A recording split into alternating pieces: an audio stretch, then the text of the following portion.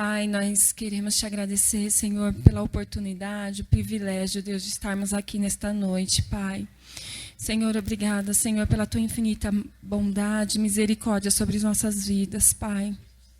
Que nesta noite, Deus, o Senhor possa falar a cada coração, Senhor.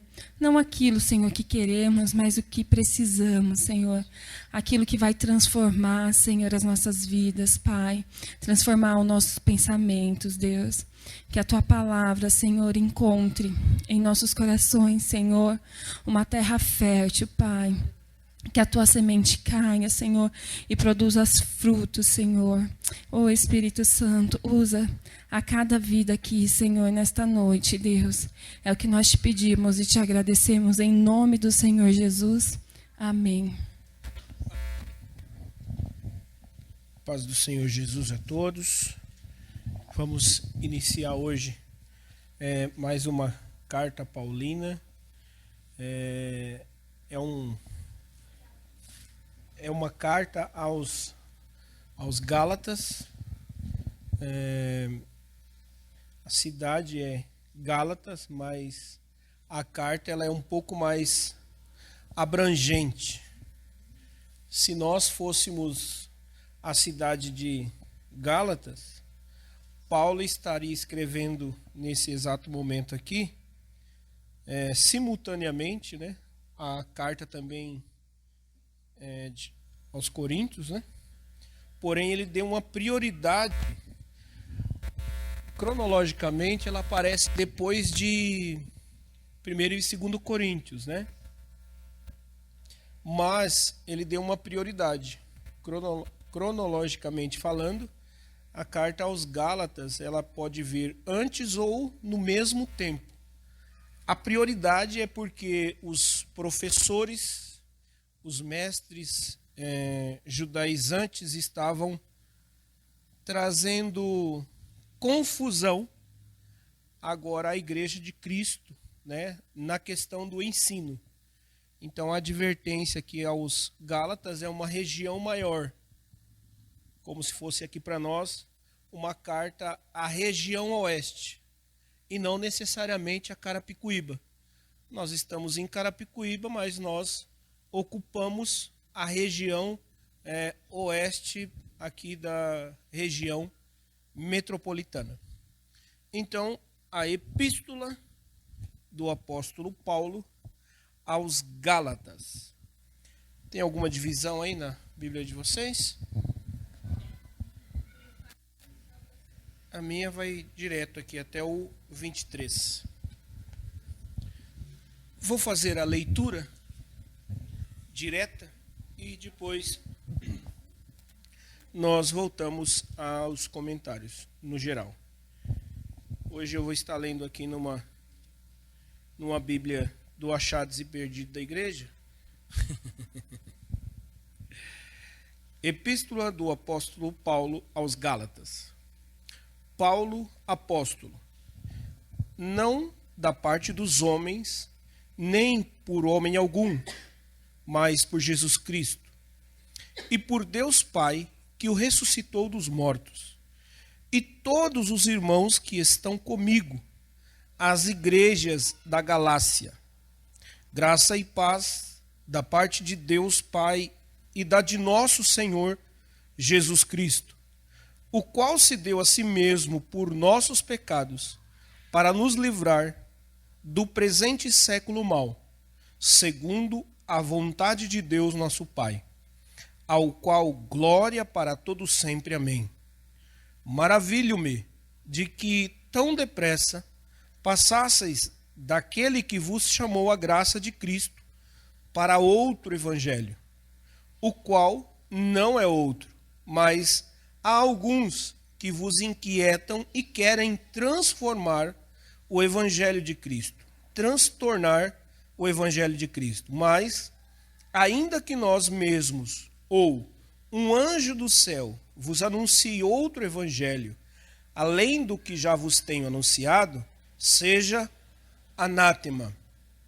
Assim como já vô-lo dissemos, agora de novo também vô-lo dito, Se alguém vos anunciar outro evangelho, além do que já recebeste, seja anátema.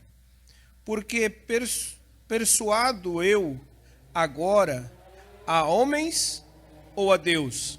Sirvo eu a homens ou a Deus? Ou procuro agradar a homens? Se estivesse ainda agradando aos homens, não seria servo de Cristo.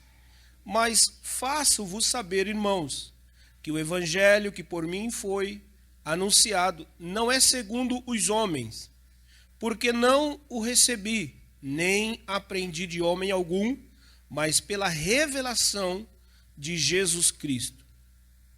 Porque já ouvistes qual foi antigamente a minha conduta no judaísmo, como sobremaneira perseguia a igreja de Deus e a assolava. E na minha nação excedia em judaísmo a muitos da minha idade, sendo extremamente zeloso das tradições dos meus pais. Mas quando aprouve a Deus, que desde o ventre de minha mãe me separou e me chamou pela sua graça, revelar seu Filho em mim, para que o pregasse entre os gentios, não consultei a carne, nem o sangue, nem tornei a Jerusalém a ter com os que já são antes de mim apóstolos, mas parti para a Arábia e voltei outra vez a Damasco. Depois, passado 3 anos, fui a Jerusalém para ver a Pedro e fiquei com ele 15 dias.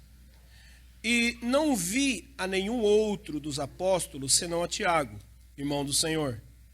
Ora, acerca do que vos escrevo, eis que diante de Deus testifico que não minto.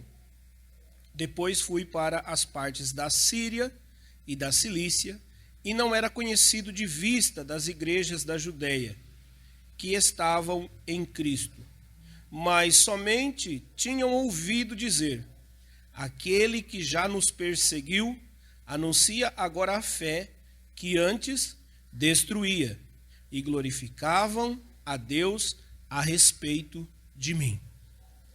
Glória a Deus. Essa carta específica, como eu disse aqui aos Gálatas, diretamente também a uma região abrangente, aqui em algumas versões aí já traz que é a Galácia, né? A toda essa região. Então a Galácia compõe também a cidade de Gálatas e outras cidades, é uma região. Essa carta foi escrita entre 57 e 58 anos depois de Cristo, tendo em vista que a igreja estava passando por um momento estabelecida na Galácia, num todo, e também os irmãos aqui da cidade de Gálatas estavam sendo persuadidos com um outro evangelho, que na verdade não é outro, porque tudo que for outro é mentiroso, tudo que for outro é falso. Eu até tenho usado esse termo aqui, já comentei isso uma vez com o meu Ailton, que eu tenho dificuldade de falar sobre o falso evangelho. Se alguém chegar, imagina você tem um CD gravado, e alguém chega e apresenta lá para você: olha, isso aqui é um CD seu, é um outro CD, né? Vamos dizer assim, não, esse outro aí não sou eu. Essa outra música aí não é minha, não provém de mim, é uma falsificação. Então tudo que for outro, tudo que for falso, não é o verdadeiro evangelho. Então Paulo quer deixar muito claro que não existe dois evangelhos. Embora ele está sendo visto como alguém, né? Alguém que muitas vezes ele também foi tido numa certa vez, nós estudamos aqui em Atos, né? que alguém disse, os fariseus, os religiosos, disseram que Paulo estava com um outro evangelho, com uma novidade, com uma conversa nova. E, na verdade, essa conversa é essa aqui que Paulo está dizendo. Não foi homem, não foi carne, mas foi o próprio Cristo que o revelou. Então ele fala sobre a fonte. Eu não falo a vocês de homens, de homem algum, mas falo a vocês de Cristo. Ou seja, ele dá a fonte. Ele dá a fonte do ministério dele. Ele dá a fonte por quem e por que ele está pregando. Ele dá a fonte, quem é que está inspirando ele agora a dizer tudo isso que vocês estão pregando, essas outras conversas que estão querendo trazer a lei ser maior do que a graça. Essa é a conversa que Paulo está querendo aqui, sendo usado pelo Espírito Santo para poder dizer àquele povo, dizer o seguinte: vocês estão querendo dizer que a graça não é suficiente. Vocês estão querendo colocar acessórios. Então é para isso que eu considero a carta de Paulo aos Gálatas como uma carta emergente. E não uma carta que teria um maior tempo para poder fazer uma melhor argumentação, como de 1 Coríntios, 2 Coríntios. Então é uma carta mais curta, porém muito objetiva. O 2 fala sobre a região, o território. O 5 vai dizer que a glória, ela é exclusiva de Deus. Porque temos muitos pregadores, muitas pessoas enviadas ao campo para fazer algo, e dali eles acabam tendo uma certa popularidade. A partir da pregação do evangelho, eles acabam se tornando populares. Não sei se vocês já prestaram atenção nos posts que eu coloco na internet ou envio para as pessoas. Eu não coloco o meu nome, eu coloco o nome do ministério. Para quê? Para que, se alguém quiser conhecer, conheça o ministério, não o Adilson. Se alguém se identificou com aquela frase, com aquele chamamento, que venha conhecer a igreja, a unidade de irmãos que se reúne neste lugar. Por quê? Porque se nós absorvermos e queremos praticar uma ideia de popularidade, de estrelismo, nós já estaríamos praticando esse, entre aspas, o outro evangelho. Amém? No 6, quando ele diz que ele está admirado, nessa versão aqui, do Achados e Perdidos, maravilho-me, né? Ele fica admirado. Admirado por quê? Porque da última vez, da última visita, da última supervisão que ele teve na igreja de Gálatas, ou na região da Galácia, ele volta novamente a entender e a perceber que eles estavam muito rapidamente se perdido. Muito rápido. A admiração é essa, mas tão rápido assim.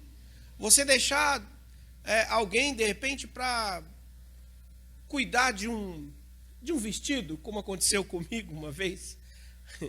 Deixaram um vestido para eu entregar, e eu coloquei o vestido na porta da loja, era um vestido de noiva. Eu abri a porta, enquanto eu me virei para poder tirar aquela chapa da porta, passou o caminhão do lixo e pegou o vestido e foi embora. Eu fiquei surpreso. Depois eu puxei nas câmeras e eu vi como que pode ter acontecido isso numa questão de 3 segundos. Paulo está aqui, está admirado. Tão rápido, nós já falamos que a graça é suficiente. Tão rápido nós já pregamos sobre isso. Eu tenho demonstrado sobre isso. E agora vocês vêm com essa conversa. Foi muito rápido. Foi muito rápido. Então a surpresa de Paulo aqui é exatamente isso. Foi muito rápido que vocês se perderam. Vocês se perderam muito rápido. Já não havia consolidado o Senhor nos nossos corações, ou na nossa fala, ou na nossa pregação. A graça é suficiente. E agora estão vindo outros aí dizendo que tem que ter uns acessórios, que tem que praticar a lei, porque a graça por si só não é suficiente. Não, é ao contrário. E eu estou surpreso com isso. Paulo está chamando a atenção da igreja por isso. É uma tarefa que foi deixada como se fosse uma tarefa, e agora está trazendo uma certa surpresa. Por quê? Porque eles se desviaram. Eles foram persuadidos por professores judaizantes. Uma coisa que parece que as pessoas não entendem é que judaísmo é uma outra religião. É uma outra religião. Não é a religião verdadeira que liga o homem caído ao Deus Pai Criador. E muitas vezes as igrejas que deveriam estar pregando a verdadeira religião está misturada com o judaísmo. Ou seja, é o que está acontecendo aqui, nesse texto. Era para você estar dizendo que Jesus é suficiente, mas vocês estão pegando lá do passado, vocês estão pegando aquilo que apontava para o que nós estamos vivendo, direcionava para a consumação, que é Cristo, a verdadeira religião. A graça de Deus aos condenados tem nome, e o nome é Jesus. E essa graça basta para vocês. A partir desta graça revelada nos corações de vocês, porque já havia sido manifestada na cruz, agora revelada no coração de vocês, vai fazer com que vocês façam além da lei. A segunda milha, como nós dissemos aqui esses dias. A lei vai dizer para você andar 1 milha, mas a graça vai trazer revelação para que você ande a segunda milha. Quando Paulo fala que eles se desviaram e já se afastaram, eles se afastaram de um chamado de Deus. Não é um chamado de homens. Não é um chamado de um ministério. Não é uma reclamação de pessoas. Mas eles estão afastando do chamado de Deus. Eu abro aqui, né, um parêntese, como diz o meu Ailton, para nós pensar e refletir sobre nós. Sobre mim e sobre você. Sobre a unidade que o Senhor tem permitido neste lugar. Quem que te chamou na fé? Quem que te chamou nele? Quem que falou com você? Quem comunicou o evangelho a você? Não foi Cristo? Não foi Deus? Não foi o Espírito Santo? Porque sem o Espírito Santo, ninguém percebe Deus. Ninguém percebe Deus. Se você não tem antes o Espírito Santo, você jamais vai perceber a Deus. Deus se torna uma pessoa imperceptível. Você só consegue perceber a Deus através do Espírito Santo. Então, se Ele nos chamou, Ele é que nos chamou, por que muitas vezes nós nos perdemos com conversas alheias? Se Ele é que nos elegeu nele, por que nós nos perdemos com o que o outro faz? Com o que o outro está dizendo, com o que o outro está fazendo? Não dá uma sensação, até uma forma de repreensão usando esse texto aqui para nós? Peraí, mas vocês estão aqui para servir quem? Vocês estão neste lugar para agradar a quem? Para agradar o Adilson? Para agradar o ministério? Ou para agradar a Deus? Isso basta. Então tem Cristo, Cristo te justifica e faz com que você agrade a Deus. Só que quando nós vemos pessoas fazendo errado, quando nós vemos pessoas que de repente não estão cumprindo o mesmo chamado que nós, aí a gente vai, nossa, mas eu estava tão bem na fé. Eu estava tão animado, mas depois que você falou aquilo. Eu estava tão animado, mas depois que eu vi aquela coisa, eu desanimei. Então foi aquela coisa que te chamou. Foi aquela pessoa que te chamou. Foi eu que te chamei, se você desanimar. Agora, se é Cristo que nos chamou, pelo Espírito Santo, nós somos comunicados ao Pai, né? O Espírito Santo pega-nos pela mão e diz... O Espírito Santo pega você pela mão e diz assim: eu quero te apresentar o seu Pai. E o seu Pai, você tem uma porta. E nós vamos ter que passar por essa porta. E essa porta é Cristo. A não ser... Tem um texto, quem são bons de endereço aí?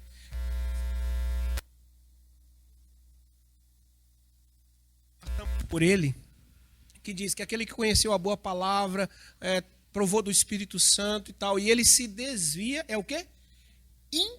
Impossível voltar. Esses dias eu estava estudando esse texto, e como diz o pastor Melks, eu achei que ele era uma comida muito forte. para a nossa idade. Por quê? A única chance, olhando para esse texto, a única chance de uma pessoa voltar a caminhar na fé em Cristo Jesus verdadeiramente, sabe qual é? Assumindo, declarando, tudo que eu vivi é falso. O que eu vivi até hoje não é verdade. É a única forma, pelo texto.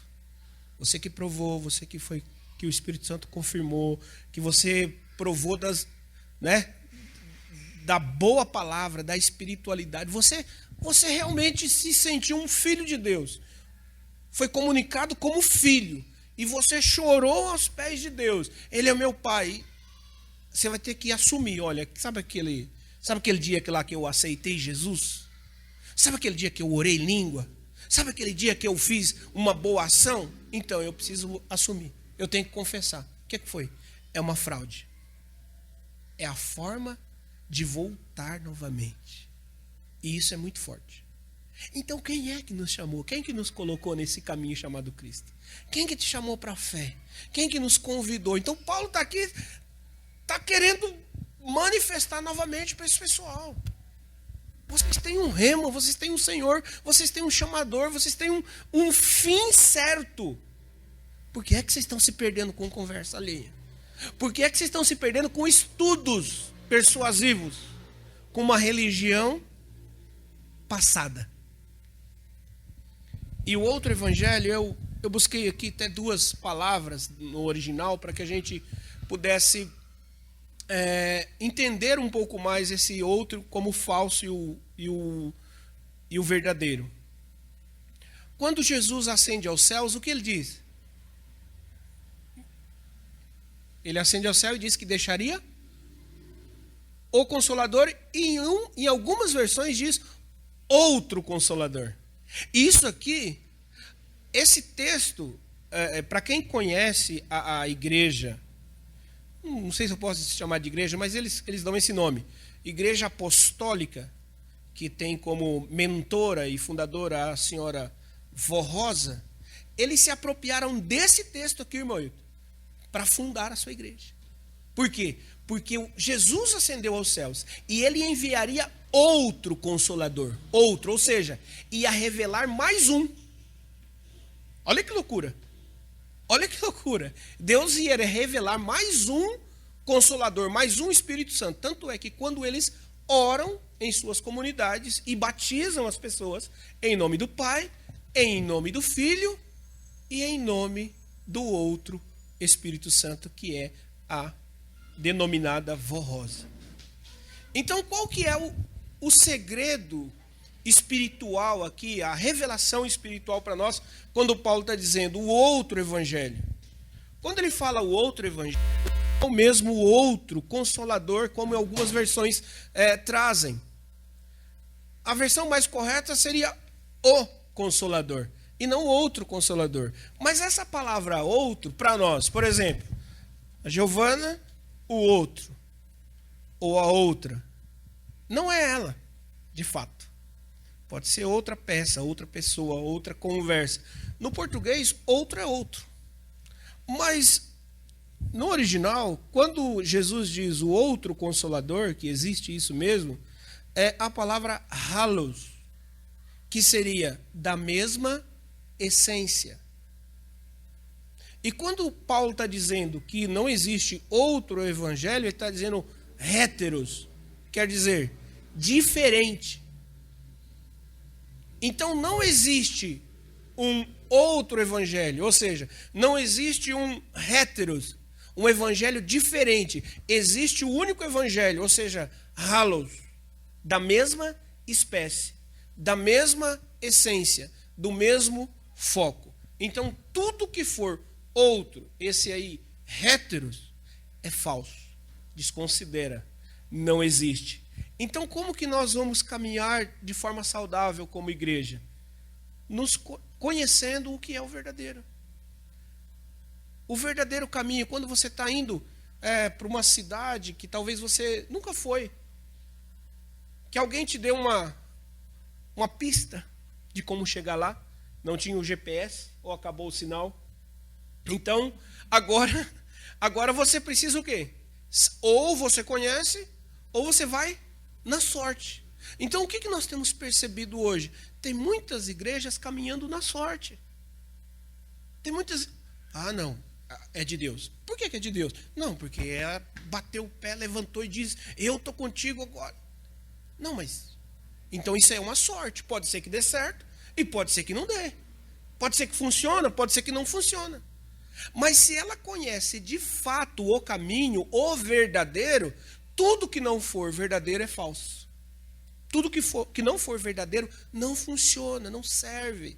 A pessoa pode sentir arrepio, pode chorar, pode cair no chão, pode desmaiar, pode qualquer coisa, mas pode ser falso. Paulo está dizendo, mesmo que um anjo desça dos céus e comuniquem a você outro evangelho, anátema. O que é anátema? Amaldiçoe. É maldição. É maldição tudo aquilo que não provém da verdadeira essência, do evangelho genuíno. Qual que é o evangelho genuíno? O evangelho genuíno é a comunhão, a comunidade do Pai, o Filho e o Espírito Santo, antes da fundação do mundo, sabendo que nós seríamos criados e que nós cairíamos, e que antes da fundação do mundo, antes que houvesse luz, houve cruz. O Filho de Deus foi imolado, para que todo aquele que agora tivesse fé suficiente no Cristo, esse é o verdadeiro evangelho. Não tem mais o que vocês inventarem. A dispensação da inocência passou, a dispensação da humanidade passou, do humanismo, a dispensação da lei passou, e tudo isso estava apontando para a manifestação da graça de Deus na cruz. Manifestação, porque de fato ela já existe desde sempre. Isso nos anima, isso nos empolga e nos deixa felizes. Por quê? Porque todo o nosso trabalho para conquistar essa graça imerecida é em vão. Então, muitas vezes, nós, como igreja, temos comunicado uma palavra. Por exemplo, você não precisa fazer nada. Mas o que é esse nada? Nada em relação à obra salvífica de Jesus na cruz. Esse é o nada que você não pode fazer. Esse é o nada, não adianta. Não, eu vou agora, é o seguinte, eu vou me dedicar aos cultos de domingo porque eu preciso ser salvo. Não é, você não vai conseguir por isso. Por quê? Porque é somente pela graça de Deus. O veículo pelo qual Deus chega até nós chama-se graça. Ele passa pela graça, chega até nós, comunica em nós esta obra redentora. E após que essa obra redentora é comunicada em nós, aí você faz tudo, querido. Aí você faz tudo. Aí você ama as pessoas. Aí você serve as pessoas. Mas enquanto você está cobrando a ação do outro, ou a ação de si próprio, ainda é maldição. É um outro evangelho. Porque o evangelho não é para isso.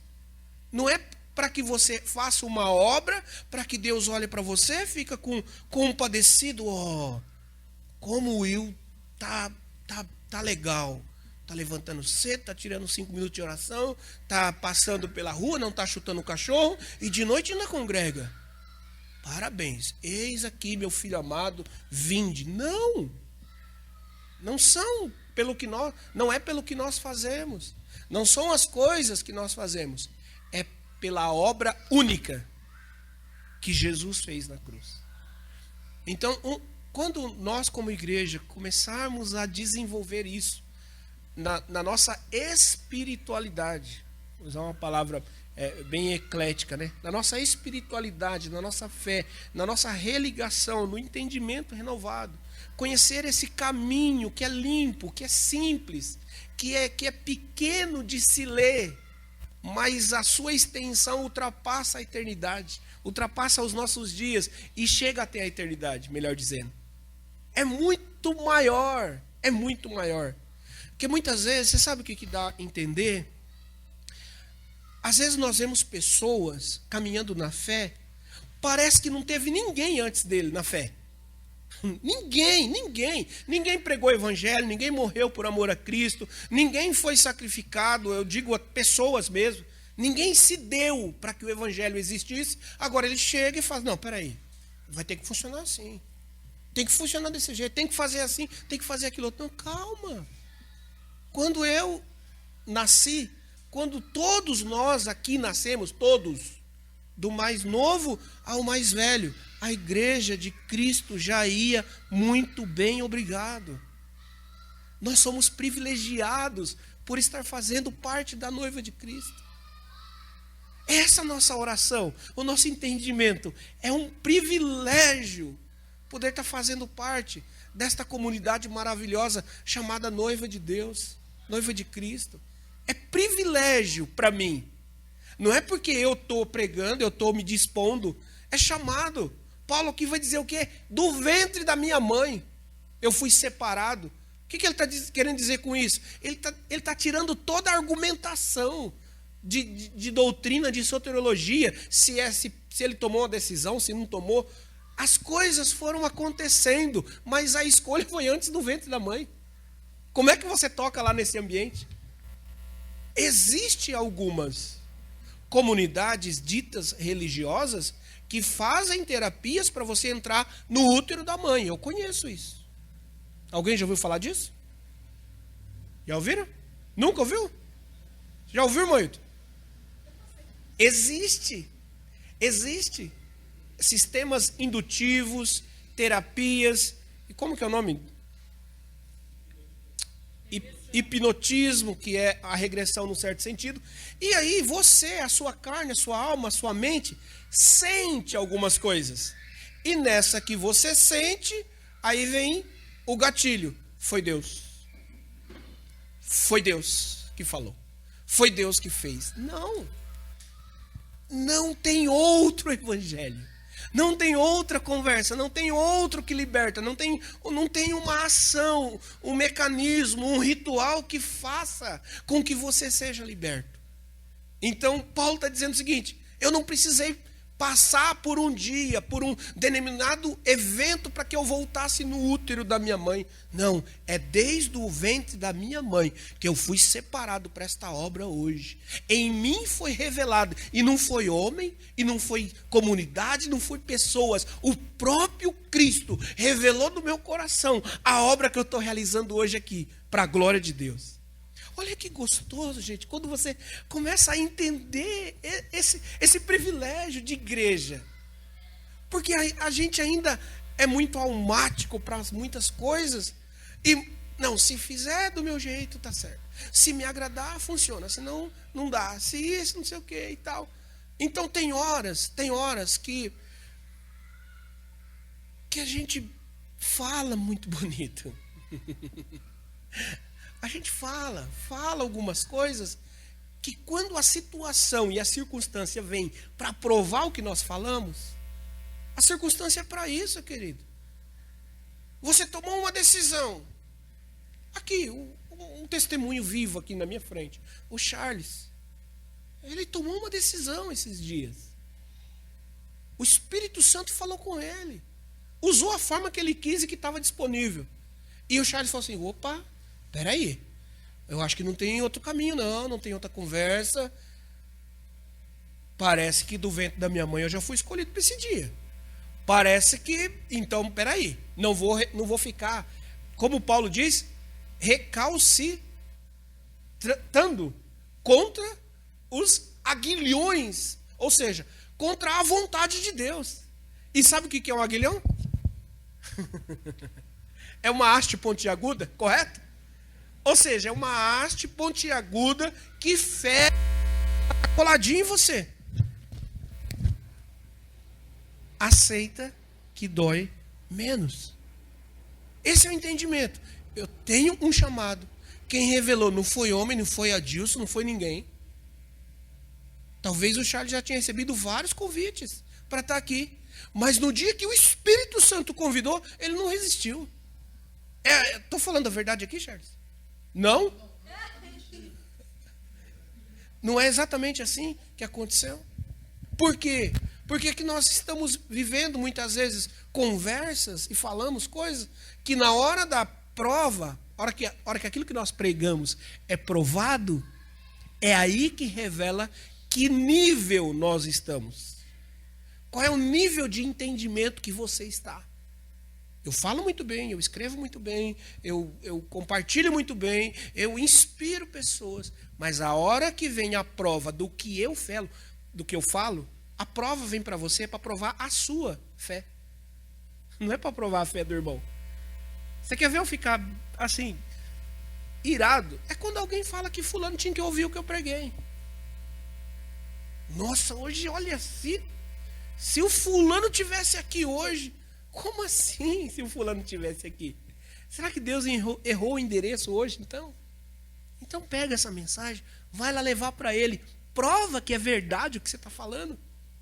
Prova. Eu queria tanto que a minha mãe ouvisse essa palavra, pastor. Tá, e que dia que você falou para ela essa palavra? Não, porque, sabe, eu falando parece que não é igual. Claro que é igual. A porção que você recebeu é a mesma que você pode levar, a não ser que os seus ouvidos estejam com cera. A não ser que os seus ouvidos espirituais estejam com comichões. Você só está aqui, escutando. Fui no HD agora buscar. Só está escutando o que eu estou falando, mas não está ouvindo nada. Escutar é o barulho. Escutei. Ouvir é emprestar os meus ouvidos para o que eu estou ouvindo. É dar os meus ouvidos para o que alguém está falando. Isso é ouvir. Então, quando você ouve de fato uma palavra, você pode ir e comunicar muito bem. Então, seja amaldiçoado tudo aquilo que não provém desta essência. Cristo em nós, a esperança da glória, é Ele que nos chama, traz a verdadeira revelação. Quando Paulo fala assim, mesmo que um anjo desse aqui, ele está dizendo, não estamos abertos para novidades no Evangelho. Mesmo que um anjo, está lá, Lidiane, pregando e ministrando lá num culto. A palavra que Deus te deu é de Evangelho. O Evangelho halos, da mesma essência do Evangelho de Jesus, da mesma essência da pregação dos apóstolos. E de repente sai alguém lá, porque para poder dizer que é de Deus, tem todo um ritual. Porque se falar baixinho no ouvido, parece que não funciona. Não tem um profeta desses movimentadores que ele chega e fala assim, querido, depois do culto você me aguarda, eu quero falar algo com você. Não é assim. Eles chamam a atenção, eles batem o pé e trazem a atenção para ele. Eu já vi pastor mandar ficar quieto. Pastor sério. Querido, por favor, se sente, depois do culto a gente conversa. Por quê? Ou o pastor tem que dizer o seguinte, realmente, o halos, o verdadeiro, a essência está com aquele querido lá no fundo lá. Então vem aqui e ocupa. Mas se ele é um pregador de evangelho genuíno, ele vai dizer, calma, fica quieto. Eu sou mais educadinho, eu já disse, amém, amém, queridos, vamos prosseguir.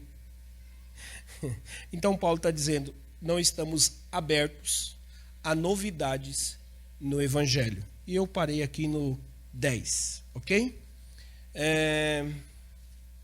Alguém quer compartilhar algo a partir do 10? Pode.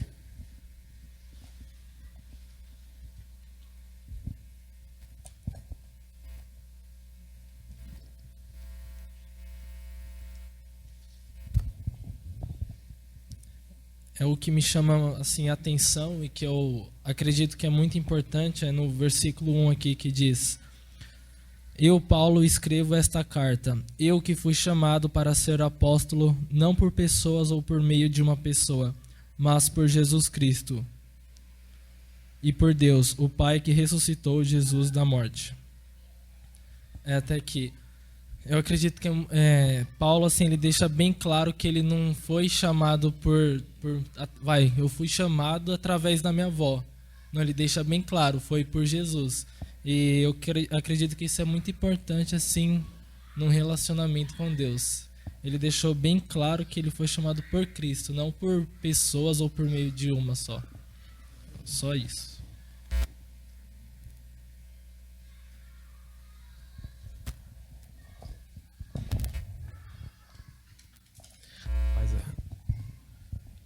A paz a todos, amém? No momento aqui, minha Bíblia não abriu no aplicativo. Foi vários pontos muito cruciais aí, o pastor explanou aí. Queria trazer um texto bíblico também que faz relação com o que nós estamos falando, do verdadeiro evangelho que é pregado. O que é para ser aceito? Através dessa fé ou misturado com esses costumes da lei? E a passagem em Atos 21, a partir do verso 17, fala que quando Paulo voltou das suas viagens missionárias, ele se encontrou com os irmãos em Jerusalém. E os irmãos se alegraram com a sua presença e o receberam com alegria. O 18 fala: no dia seguinte, Paulo foi conosco encontrar-se com Tiago, e todos os presbíteros se reuniram. E tendo saudado, contou minuciosamente o que Deus fizera entre os gentios por seu ministério. Ouvindo, deram eles glória a Deus e lhe disseram: bem vês, irmãos, quantas dezenas de milhares há entre os judeus que creram, e todos são zelosos da lei. Isso aqui agora é palavras dos apóstolos de Jesus. E foram informados a teu respeito que ensinas todos os judeus entre os gentios a apostatarem de Moisés. Olha só. Dizendo-lhes que não deve circuncidar os filhos, nem andar segundo os costumes da lei.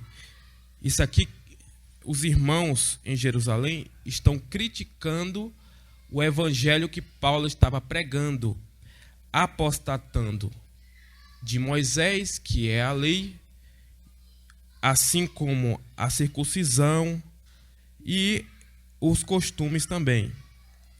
Aí eles proporam algo para Paulo, se os irmãos puderem ler depois, para que Paulo se juntasse a alguns moços que estavam ali para participar dos costumes daquela festa que estava para acontecer. E assim Paulo fazendo, eles iam considerar que Paulo não estava contra a lei de Moisés e tudo o que ele falava era mentira. Os judeus quiseram assim condenar todo o ensinamento de Paulo e que ele mostrasse isso através dessas práticas, dessa festa. E aí nós começamos a perceber a disputa entre lei e graça, porque existia uma competição, como fala lá em 1 Coríntios, capítulo 11, Romanos, melhor dizendo, capítulo 11, versículo 23, fala que entre o povo de Israel existia uma competição para que as portas se abrissem aos gentios. Então, a briga era para que a lei de Moisés fosse permanecida, fosse permanente ali, independente do que a palavra fosse pregada, mas que mantesse o costume. E, ao mesmo tempo, Paulo, entre os gentios, pregava para que esse costume, essa tradição, essa lei não servia mais de nada para a salvação. Para a salvação. Se nós adiantarmos para o 3º capítulo de Gálatas, não querendo adiantar os estudos, mas considerando todo o contexto do livro em si para definir melhor o nosso entendimento de um capítulo, nós podemos perceber que no 3º capítulo de Gálatas, Paulo vai dizer que a lei não foi feita para salvação, apenas foi feita por um momento, como um aio, não é? Como uma sombra daquilo que ainda estava para vir. Ou seja, em nenhum momento Deus disse que a lei salvaria o homem. Não, porque até mesmo ele sabia que ninguém cumpriria de fato, não é? Ninguém cumpriria e somente Cristo cumpriu. Resumindo tudo, o que podemos dizer? Que a graça é suficiente por meio da fé. Não precisa, o pastor explanou vários pontos aqui sobre o que estão fazendo hoje com o evangelho. Estão fazendo hoje com o evangelho, praticando aquilo que não é evangelho. Que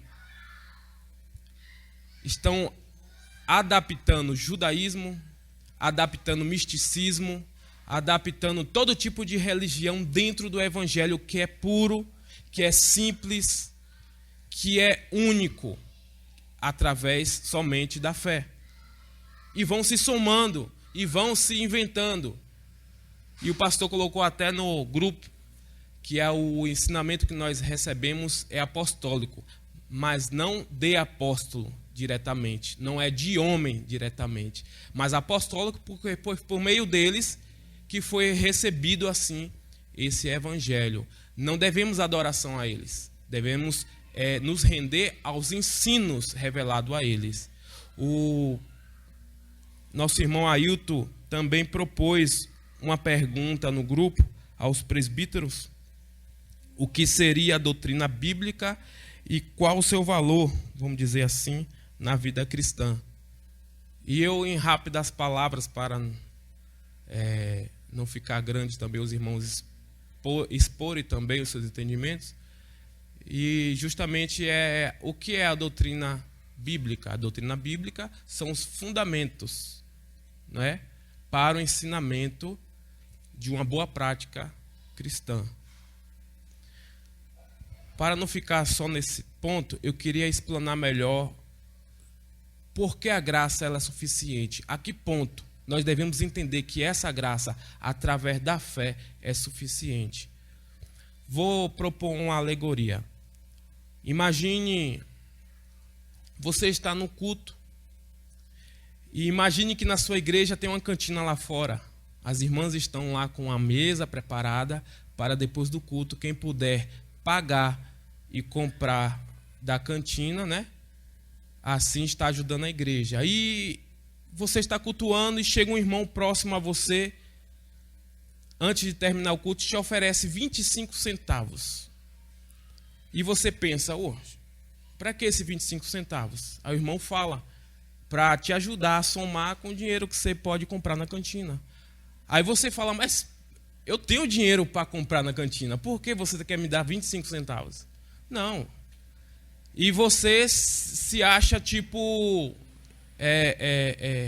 você fica magoado com aquilo porque você pensa assim, será que ele está achando que eu sou necessitado de 25 centavos para comprar um lanche na cantina? E você fica revoltado com isso. Só que agora, do outro lado, mudando um pouco o lado da história, imagine que você está nesse culto e lá fora tem um mendigo sentado próximo à mesa da cantina. E algum irmão vai entrando e deixa 25 centavos na sua mão. Como esse mendigo vai reagir? Com alegria, pronto para somar um valor e completar e comprar na cantina. Ele vai se sentir próximo a somar aquele valor e comer, porque ele está necessitado de comida. E quem puder ajudar, ele vai ser muito grato por aquilo. Você vê, se você recebe, você fica revoltado porque você se acha na condição de ter e comprar daquela cantina. Mas já o mendigo, ele se sente muito grato porque ele não teria nenhuma condição de comprar por si próprio. O que eu quero dizer com isso? Que a graça é suficiente, por quê? Porque você mesmo, tendo tudo, achando que pode, você não alcança ela. Mas você não sendo nada, impossibilitado de alcançá-la, ela te alcança. Essa é a condição da graça. Então Paulo está querendo expressar isso. Olha, você pode praticar na lei todos os costumes, passar por toda aqueles rituais, desde pequeno, circuncisão, e não vai ser suficiente. É necessário simplesmente crer para receber dessa graça. Simplesmente. E quando você observa por aí, sendo oferecido algo além da sua fé, tenha certeza, é algum engano. Algum engano. Então, com isso nós vamos criando experiência. Com isso nós vamos tendo mais paciência, porque são coisas que nos frustram no Evangelho.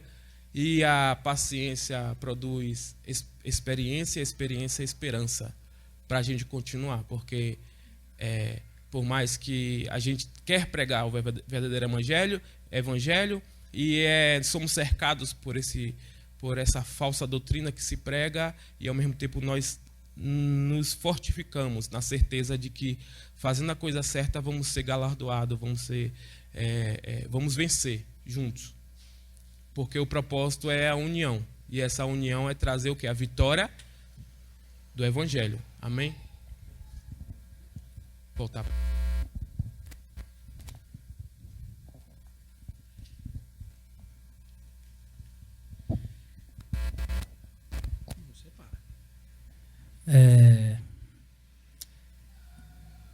Alguns pontos que me vieram aos olhos aqui, simples, mas bem interessantes, que no 11 ele diz assim: faço-vos, porém, saber, irmãos, que o evangelho por mim anunciado não é segundo o homem, porque eu não o recebi, nem o aprendi de homem algum, mas mediante revelação de Jesus Cristo. E o 15:16 diz assim: quando, porém, ao que me separou antes de eu nascer e me chamou pela sua graça, aprouve revelar seu Filho em mim, para que eu o pregasse entre os gentios, sem detença, não consultei carne e sangue. Isso aqui é muito legal, porque ele começa, como bem disse o Gabriel, ele falando que da parte do Senhor, quem o escolheu, e ele deixa muito claro, ele fala, existe o Evangelho e existe esse outro que estão sendo dito. Só que sabe que eu tô pouco me lixando para eles. Sabe por quê? Porque quem me revelou, eu não aprendi de homens, eu aprendi no Senhor. E é muito legal porque ele já deixa claro como nós vamos identificar o evangelho verdadeiro e essa outra coisa. Quando nós aprendemos de fato no Senhor. Quando nós buscamos e é Ele quem nos revela. E depois que Ele nos revela, Paulo deixa bem claro que aprove o Senhor revelar seu Filho em mim. Não é a mim. A mim eu estou vendo. Em mim é dentro de mim. Então ele revela o seu Filho dentro de mim. Assim eu consigo entender. Assim o meu evangelho se torna o evangelho verdadeiro, porque está conectado à raiz. E sabe o que acontece quando o evangelho verdadeiro está conectado na raiz? Ele termina o 22 e o 22 ao 24, ele diz assim: eu não era conhecido de vista das igrejas da Judeia, que estavam em Cristo. Ouviam somente dizer, aquele que antes nos perseguia, agora prega a fé. Outrora procurava destruir, e glorificavam a Deus a meu respeito. O cara que tinha o Cristo revelado dentro dele, ele não era conhecido nas igrejas da Judéia, mas as igrejas na Judéia que estavam em Cristo já o conheciam e já habilitavam o ministério dele. Isso é legal porque quando Paulo, antes dele fazer essas viagens, ele está lá em Damasco, tudo mais, e ele vai para o templo, as pessoas começavam a perguntar a ele. Os apóstolos que estavam lá, eles tinham medo de Paulo, porque, deixa bem claro, em Atos 9, alguma coisa lá, diz assim, eles temiam, pois não sabiam se ele de fato estava pregando o evangelho, ou se ele era um intruso, se ele estava só ali para descobrir quem eram as pessoas. Mas aquela igreja que nunca tinha o visto pessoalmente, mas que estava em Cristo, assim como Cristo estava dentro dele, já tinham habilitado o ministério dele. Ou seja, essa igreja que estava em Cristo, ela não estava no outro evangelho. Ela estava no evangelho verdadeiro. E só o cara que entende que a palavra é revelada dentro dele através de Cristo, e ele não absorve a palavra através de ensinamento de homens, é o cara que pode dizer em Efésios 1:4, que ele diz assim: assim como nos escolheu nele antes da fundação do mundo para sermos santos e irrepreensíveis perante ele e em amor. E ele continua no 8, que Deus derramou abundantemente sobre nós toda a sabedoria e prudência. Por isso que ele fala, eu recebi do Senhor, não de homens, não fui consultar ninguém, porque se ele fosse consultar os apóstolos daquela época, eles não iriam aprovar o ministério dele, porque eles tinham medo dele. Mas ele fala, como eu recebi do Senhor, e o Senhor disse que ele já derramou sobre mim toda a sabedoria e prudência, para eu ser irrepreensível, eu vou levar esse evangelho de verdade, porque em mim eu já sei que é verdadeiro. Isso é muito legal. E por isso que lá em Romanos também, em Romanos 8, ele deixa bem claro, no 8:30. E ao que predestinou, a esses também chamou, e aos que chamou, a estes também justificou, e aos que justificou, a esses também glorificou. Quando você entende que o evangelho verdadeiro, você não vai aprender no Adilson, você não vai aprender no ministério do reino, você vai aprender do Senhor, porque é Ele que revela, e quando Ele revela o Filho em você, não a você. Então, às vezes a gente canta, Senhor, mostra-me, eu quero ver o seu Filho, eu quero ver sua face. Cara, mas Ele quer revelar dentro. Por isso que Paulo diz, revelou em mim, não a mim. Revelou em mim a palavra. E se Ele revelou a mim, então eu posso fazer, porque Ele vai me guiar. O Consolador, eu falei isso acho que na terça-feira. O Espírito Santo só tem duas funções. Foi glorificar Jesus e convencer o homem do pecado, da justiça e do juízo. Acabou. Para mais nada. Amém? Amém. A base é o Evangelho. A base é essa graça maravilhosa de Cristo em nós e através de nós. Buscar em Deus e saber, de fato, quem nos chamou vai definir a nossa estadia no reino. Buscar em Deus e ser testificado pelo Paráclitos, pelo Espírito Santo, vai definir a tua estadia no reino. Senão as oscilações vão acontecer sempre. No versículo 13, Paulo fala, olha, eu era do judaísmo, a minha antiga verdade. E por essa antiga verdade, vocês sabem o que eu fazia? Eu matava. Eu ofendia. Eu ia para cima. Ah, detalhe.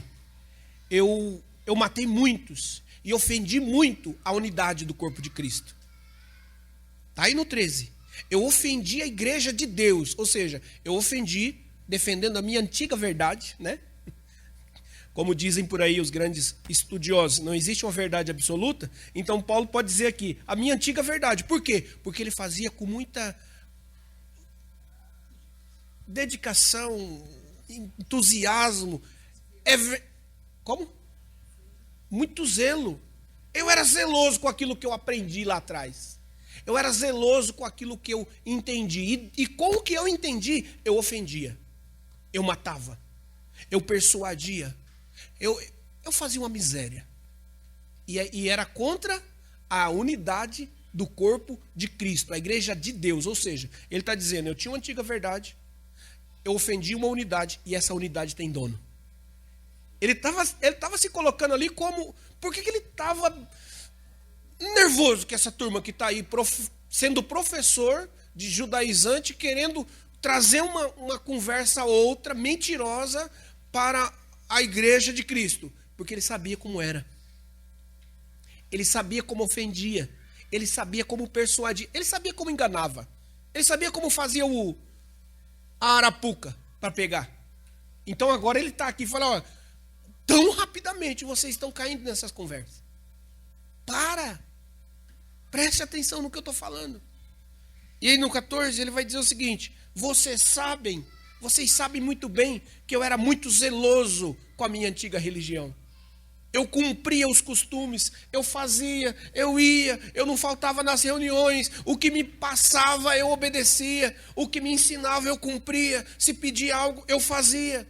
Então é por isso que eu estou falando para vocês. E detalhe, não espere de mim, a Paulo, servo de Deus, apóstolo, alguém menos zeloso do que eu era no passado. Não espere de mim alguém mais radical do que eu era no passado. Mas não contra a igreja. Esse é o detalhe. Porque tem pessoas que estão querendo ser radical com a igreja. Não, você tem que ser radical com o mundo, com o falso profeta. Com esses persuasivos que querem iludir os meninos da fé. Que enganariam, né, como diz o texto, enganariam até os escolhidos. São esses bão de lábia. O falso profeta, ele é inteligente, ele é persuasivo. Ele tem uma conversa boa, interessante. Tem lógica o que o camarada fala. Tem uma certa lógica. Eu não estou falando dessas besterol que tem por aí, não, do cara inventar, sentir. Eu estou falando de gente que sabe fazer a conversa. De sabe colocar o veneno certo nas parras bravas funcionar por aí. E funciona. Então ele está falando aqui, e agora? Se eu era desse jeito, e agora? Então ele justifica porque ele está ali sendo incisivo e querendo deixar muito claro, não caiam nessas conversas. E eu quero terminar aqui num certo pensamento com todos nós. Paulo praticava o judaísmo, ele ofendia a igreja, ele era fiel à sua religião, ele obedecia o que mandava. E eu quero fazer uma pergunta para nós aqui. O que você fazia antes de conhecer Jesus? Como que você trabalhava? Quanto você investia para se drogar? Quanto você investia para se prostituir? Quanto que você investia para beber? Quanto que você investia para mentir? Só que agora eu estou na fé. A graça me alcançou. Então agora eu não faço nada. Até esse testemunho é uma maldição. Esse testemunho também é uma maldição. Eu não vou responder a pergunta do irmão Ailton aqui, porque é um pouco mais longa. É um pouco mais longa. Então, aqueles que estão na fé de verdade, eu vou falar uma palavra aqui para que você reflita. Quem foi convertido, não é convencido. Quem foi convertido a Cristo não faz menos do que fazia para Satanás. Essa é a verdade.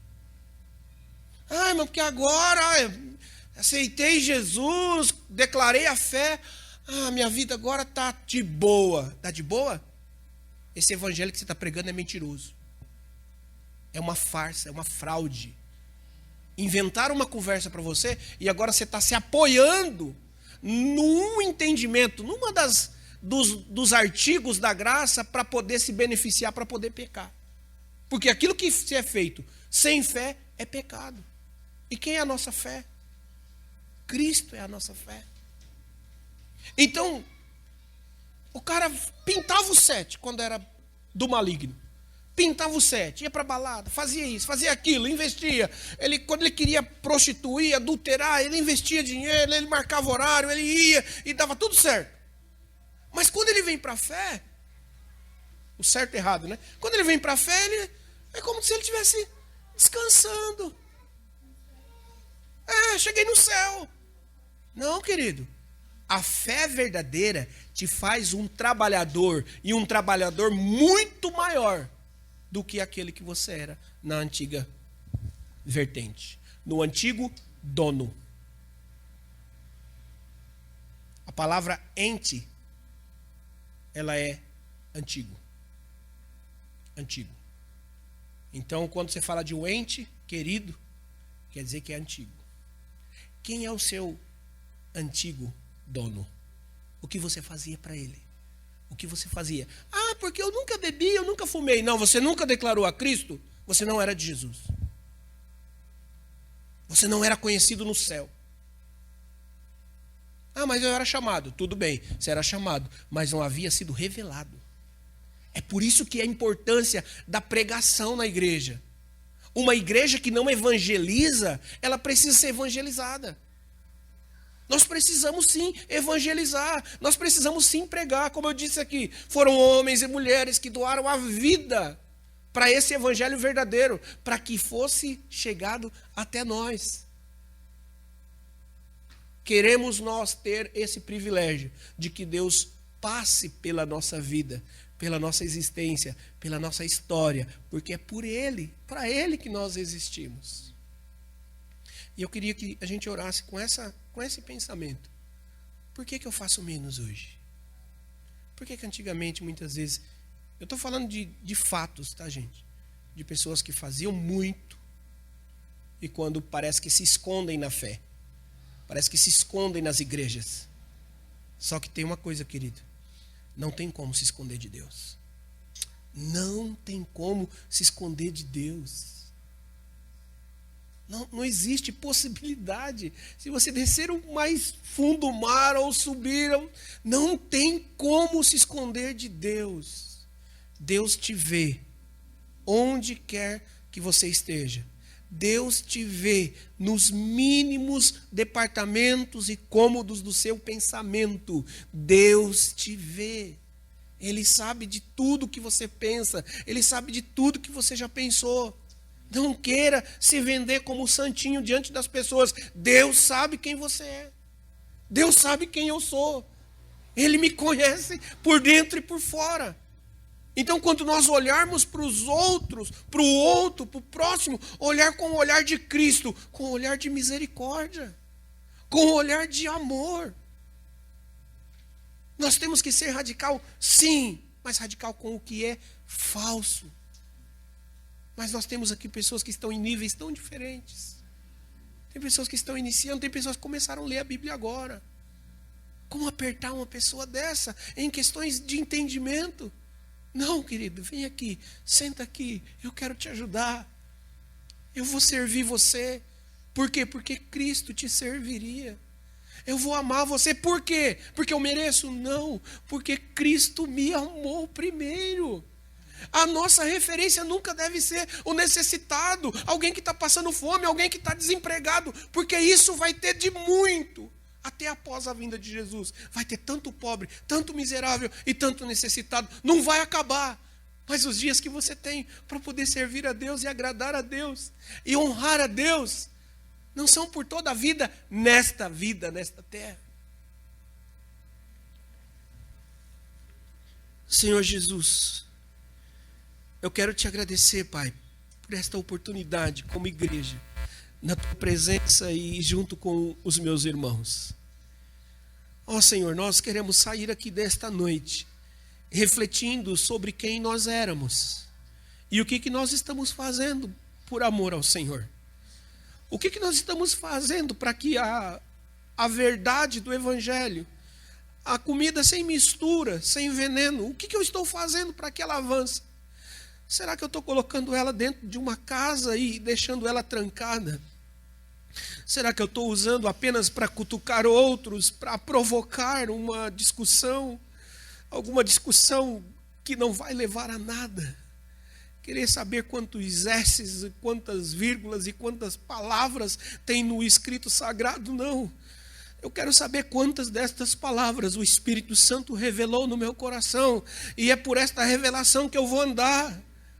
Se nenhuma palavra do escrito sagrado foi ainda revelada no meu coração, eu não tenho motivação suficiente para andar. Mas uma palavra apenas do escrito sagrado, o teu Espírito testificando, revelando, colocando, vivificando no meu coração, eu tenho força suficiente para lutar, para pregar, para evangelizar, para amar e até morrer pelo teu nome, Senhor. É esse entendimento que nós estamos aqui buscando, Pai, cada dia. Seja nas nossas casas, lendo a Bíblia, fazendo estudo bíblico, nos reunindo aqui nas quintas-feiras, compartilhando a Tua palavra, nos domingos, tendo comunhão. Não é para destruir, não é para desmanchar, mas é para edificar, para construir. Mas não que nós vamos ter o poder de construir, porque a Tua palavra diz que quem edifica a igreja é Cristo. E que a igreja não é nossa, que a igreja é do Senhor. O Senhor apenas nos usa para esse projeto, Pai. E esse projeto é seu.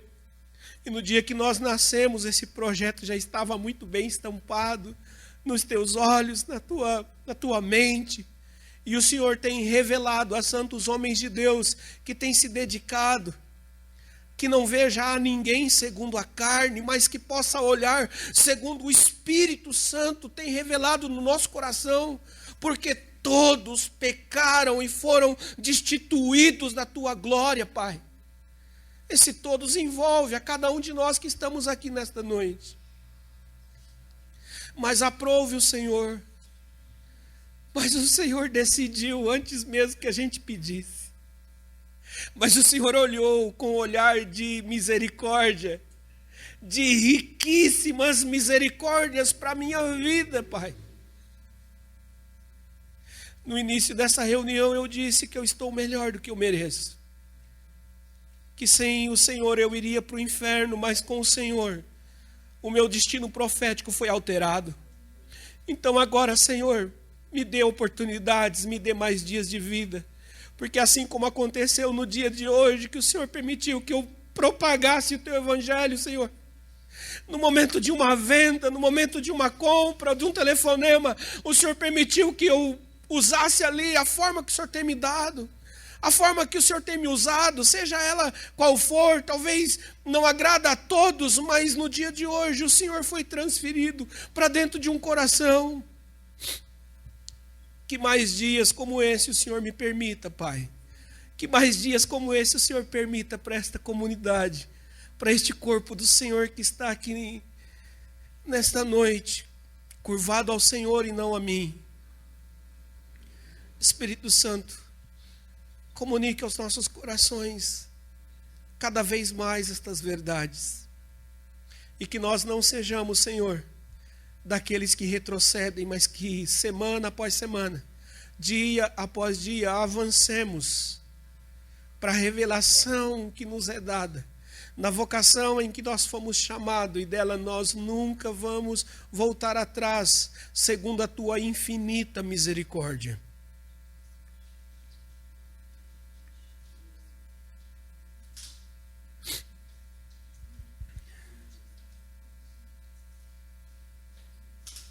Santo é o Teu nome, Jesus. Santo é o Teu nome, Senhor. O Senhor não é uma conversa, o Senhor é verdadeiro. O Senhor é verdadeiro e o Senhor está aqui conosco. O Senhor está entre nós, é o Senhor que é o autor desse projeto. Começou com o Senhor, não começou comigo, Pai. Começou com a decisão sua, não foi com uma decisão minha. O dia que eu dei ouvido, que eu entendi que o Senhor tem um chamado para mim desde o ventre da minha mãe, não foi nesse dia que começou essa obra. Não foi nesse dia que começou esse projeto, mas começou no Senhor. Obrigado por me dar esse privilégio, Senhor, de estar aqui na frente desta igreja para poder comunicar que o Senhor é verdadeiro.